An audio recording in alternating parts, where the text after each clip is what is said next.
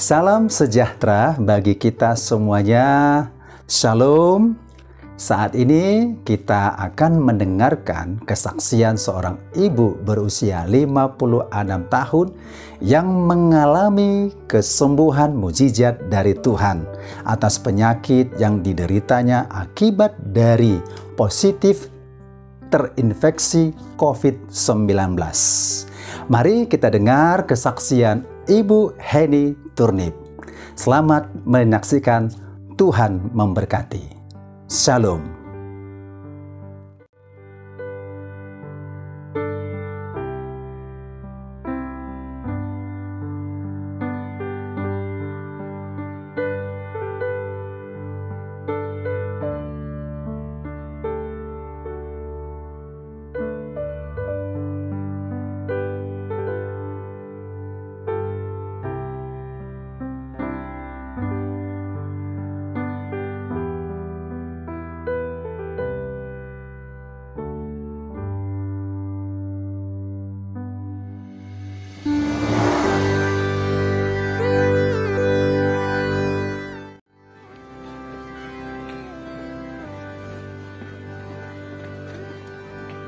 Happy birthday to you.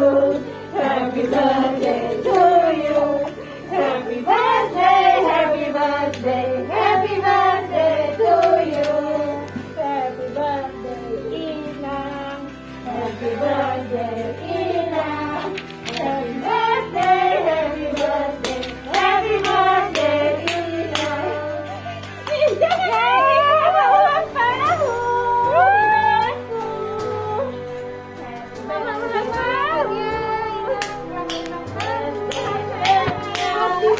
Happy birthday to you. Happy birthday, happy birthday, happy birthday to you.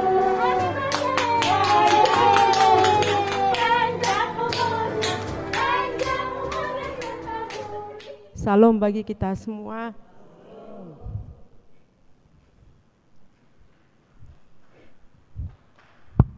Saya bersyukur hari ini kita dapat kembali bertemu. Maaf ya, saya duduk. Saya masih sesak 40% lagi.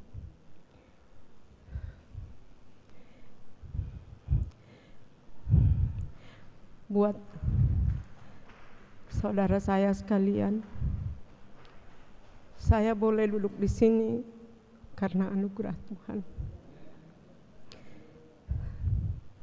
3 bulan saya untuk besok tanggal 8 saya tidak beribadah. Ke-4 bulan saya sakit. Ada pelayan yang datang membesuk saya ke rumah. Ibu harus bersaksi yang sejujurnya dan katakanlah apa penyakit ibu. Untuk situ saya berani bersaksi di sini. Kami bertanggung jawab, nggak ada yang marah buat ibu. Karena ini adalah sebuah pandemi yang tidak diperkirakan manusia, siapa saja bisa kena. Maaf Bapak Ibu, saya saksikan ini semua sesuai dengan kebesaran Tuhan yang menyelamatkan saya. Setelah saya kena virus itu, saya sebenarnya berjuang untuk isoman di rumah sampai 5 hari. Saya bawa anak saya, Mama Bintang, untuk disuntikkan vitamin dengan berbagai obat. 5 hari saya berjuang di rumah. Ternyata saya nggak tahan. Saya nggak mungkin bertahan dengan kekuatan saya. Saya harus berhikmat. Hari itu juga saya berangkat ke rumah sakit. Dengan keadaan saya ternyata sudah parah. Paru-paru saya sudah kena semua, memutih, nggak ada lagi yang bagus. Karena saya orang tua dari tempat saya anak bekerja. Semua dokter terus cepat menangani. Menurut mereka saya sudah jelek. Gitu bahasa medisnya, sudah sangat buruk. Mereka dengan sangat cepat menolong saya. Saya juga sudah merasa menarik napas saja saya sudah sulit sekali. Mereka bikin dari tahap pertama untuk membantu pernapasan saya, tapi tidak mempan lagi. Dibantu tahap kedua, tidak mempan. Dibantu tahap ketiga yang langsung masuk ke dalam paru-paru saya, yang membuat saya sangat terganggu. Berat rasanya mengikuti denyut-denyut pernapasan itu, oksigen itu membawakan ke tubuh saya. Ya Tuhan, saya berserah kepadamu. Anda masih boleh Tuhan, izinkanlah saya hidup. Saya juga menarik napas saya udah sulit sekali. Tapi kuserahkan semuanya ke dalam tangan-Mu. Seandainya Engkau panggil saat ini Tuhan, aku juga berserah kepada Engkau. Saat itu di hari ke-6, mungkin itu di hari ke-6, saya bermimpi. Di antara mimpi dengan setengah-setengah sadar, di situ nyawa saya udah hampir, saya menarik napas saya sudah sulit sekali. Saya bermimpi ada 2 orang, saya nggak kenal orangnya. Ibu nggak ikut ke pesta. Ke pesta? Iya, tapi saya lihat mereka baju putih. Yang di sebelah kanan saya ramai, tapi seperti perawat semuanya. Saya lihat, loh, kok banyak kali yang menunggu saya mau pesta ini. Cepatlah Bu. Oh iya, saya ikut. Ya, ikut harus si Ibu ke pesta ini. Terus kalau gitu tunggu saya. Seperti dunia biasa, saya ingin bermakeup, berpesta gitu. Ntar ya. Ternyata saya mencabut impus saya yang untuk pernapasan itu. Saya angkat begini. Wah, susternya saya dengar monjur. Ibu, kenapa diangkat katanya? Didekati, ibu itu napas ibu katanya. Saya mau ke pesta. Kenapa? Ini tangan ibu megang untuk oksigen ibu. Hanya tempo 2 menit, napas saya sudah hendak selesai. Ternyata saya antara sadar dan mimpi atau bagaimana saya nggak tahu, tapi saya di situ sudah tidak ada harapan lagi. Langsung dipasang mereka lagi oksigennya. Saya diikat, saya mengerang, napas saya sudah payah saya tarik. Tuhan, ternyata saya mimpi. Ibu, jangan dicabut lagi ya. Enggak, tadi saya mau ke pesta loh. Ibu bermimpi. Udah Bu, enggak apa-apa, kami ikatlah tangan ibu. Waktu saya diikat itu Tuhan, sudah capek saya Tuhan. Gimana ini Tuhan?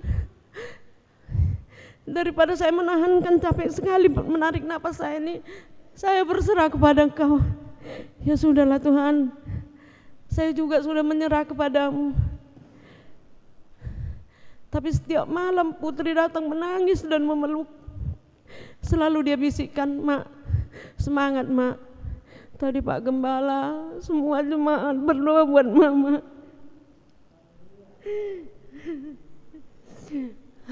Serasa tumbuh imun saya. Mama mau berserah kepada Tuhan, tapi berharap Mama pasti sembuh. Saya lihat, cuman dia yang bisa melihat saya, itu pun harus pakai alat APBD yang ada di rumah sakit itu. Setiap malam dia datang memeluk saya. Mama harus semangat. Mereka sudah berdoa buat Mama. Segitu banyaknya kiriman-kiriman doa yang mengubah semuanya. Suatu hari ke-15, ada dokter, ya saya rasa lupa namanya, Dokter Margasi Hombing bagian paru. Ibu, lihatlah alat ini semua. Sebenarnya ini hanya membantu Bu. Harus ada semangat dari Ibu. coba jawab. Selamat pagi Bu, coba jawab dulu. Saya udah nggak semangat menjawab. Udah dokter, saya capek. Jawab dulu Bu, selamat pagi Bu. Selamat pagi dokter. Ini alat Bu, kalau terlalu lama di tubuh ibu ini merusak Bu. Ibu harus semangat. Jangan ibu kecewa dengan alat-alat ini, karena saya capek ngikuti, gimana ya, dimasukkan udah secara langsung ke paru-paru saya alat itu dan menutup hidung saya. Jadi ibu harus bernapas dengan hidung ibu. Di mana hidung saya nggak tahu lagi di mana. Dokter itu terdiam. Memang sudah dibungkus ibu semua, tapi ibu jangan kecewa dengan semua ini. Karena banyak orang yang gagal itu karena kecewa, capek dia ngikuti alat-alat itu semua. Jadi diberikan semangat, ibu harus semangat. Bernapaslah dari hidung, keluarkan dari mulut, ikuti aturannya terus, ikuti aturannya. Ibu semangat, saya mau hidup. Terus sebelum itu saya melihat video-video kiriman si Dinda tentang mereka cucu-cucu ini. Ya Tuhan, saya mau masih melihat mereka. Izinkanlah saya hidup, tumbuhkanlah semangat saya. Akhirnya saya semangat, saya ikuti jalur pernapasan itu.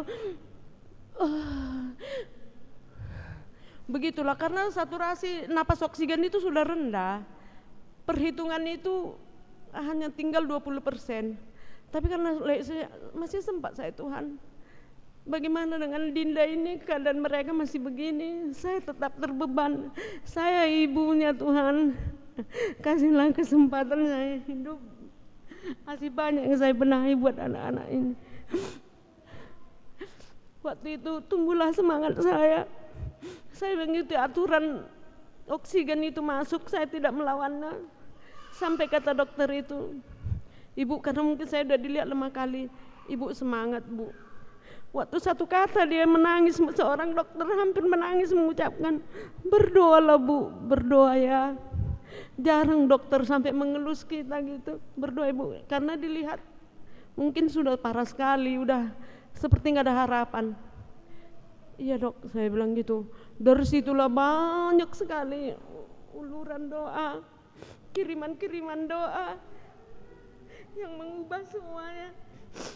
Satu hari dipanggillah si Putri, Put, jangan tahan, kita mau pasang yang lebih dari sini. Oh nggak salah itu namanya saya lupa. Inilah alat terakhir yang harus dipasang ke Mama. Harus kau tanda tangani ini Put. Si Putri menangis, jangan Dok, kasihlah kesempatan Mama saya itu. Jangan sekarang dipasang, kalau dipasang itu sudah tanda 10% pun tidak ada lagi. Tapi mereka memohon semua ke si Putri, tanda tangani Put, kalau nggak ditanda tangani nggak bisa kami pasang.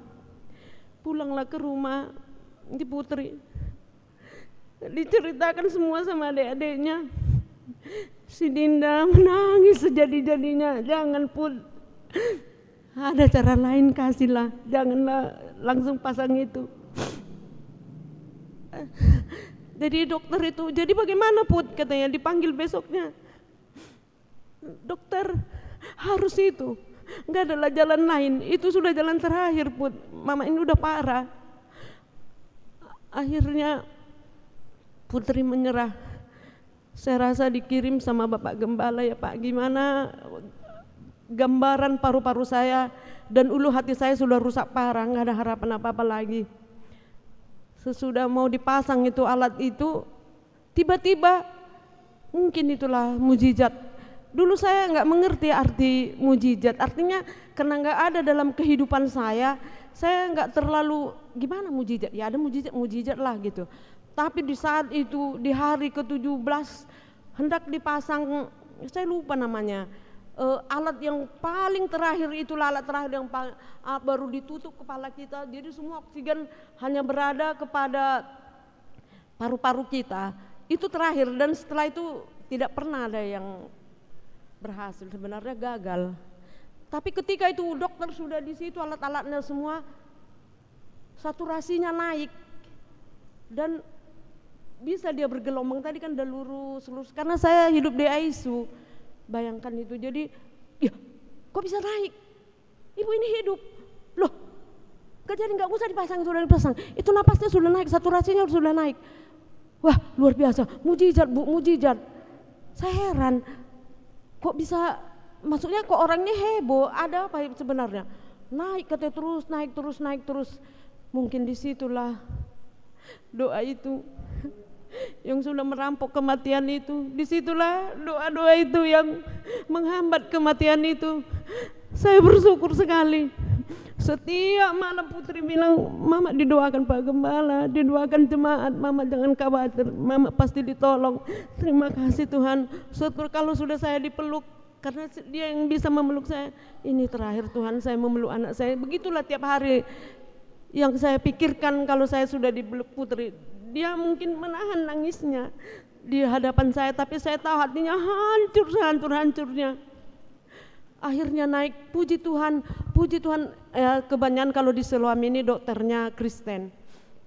Ibu tidak, ini kemustahilan Bu, tapi ibu sudah hidup kembali. Mujizat itu nyata Bu, mujizat itu nyata. Ya, jadi coba Ibu, ini dicabut semua alat yang di mulutnya, coba dicabut, digantikan yang lebih ringan. Coba tarik napasnya. Puji Tuhan, kembali napas saya ke dalam. Muliakanlah Tuhan. Hari lebih hari sesudah itu meningkatlah saturasi saya, meningkat. Akhirnya saya bisa bernapas dengan normal dengan alat oksigen yang lebih rendah. Jadi di situ saya merasakan luar biasa mujizat Tuhan. Jadi setiap dokter yang mengatakan kalau datang, Ibu hebat, Ibu luar biasa, mujizat bagi Ibu. Cuma Ibu satu-satunya yang berhasil hidup dengan keadaan yang sudah separah ini. Bukan tidak terhitung orang meninggal Bu soal penyakit ini, tapi Ibu diselamatkan oleh Tuhan. Kami aja dokter-dokter semua angkat tangan. Saya di situ berterima kasih, di situ saya rasakan mujizat Tuhan. Dan buat kita semua, kalau Tuhan Bu izinkan semua masalah dan pergumulan, ada alasan Tuhan buat semua itu. Bagi saya rasakan itu. Mungkin saya masih harus memperbaiki hidup saya. Kesempatan kedua yang diberikan Tuhan ini adalah mujizat yang terbesar yang pernah saya alami. Dan ini hari saya baru rasakan mujizat itu nyata. Percayalah kepada saudara-saudara, mujizat itu masih ada. Puji Tuhan. Sekarang saya ucapkan terima kasih buat Bapak Gembalaku, Ibu, seluruh pelayan, seluruh jemaat. Saya tahu tidak main-main berdoa buat saya, masih banyak yang mengasihi saya. Untuk itu saya dilepaskan dari kematian dan kesempatan kedua. Percayalah mujizat itu masih ada. Terima kasih. Jika ada pergumulan-pergumulan kita, semua seizin Tuhan dan ada maksud tujuannya. Terima kasih buat Tuhan, terima kasih buat Pak Gembala, Ibu, semua jemaat-jemaat di sini. Puji Tuhan.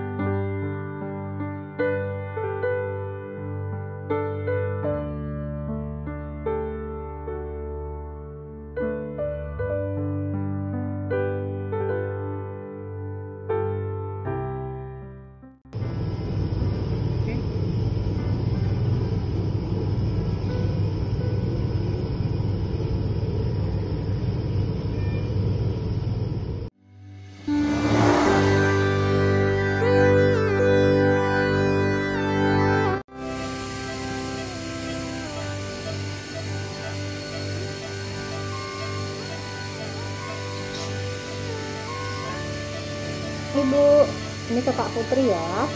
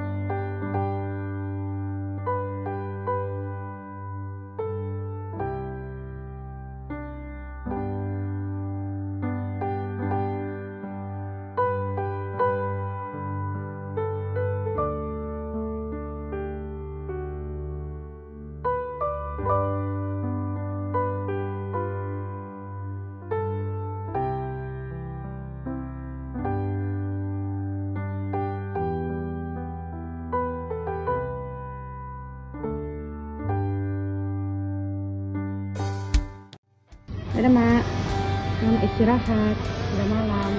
Dadah dulu. Cas. Ini dong. Mak. Sekali lagi. Kuat. Oke, mantap. Bye bye. Aku turun dulu ya. Salam.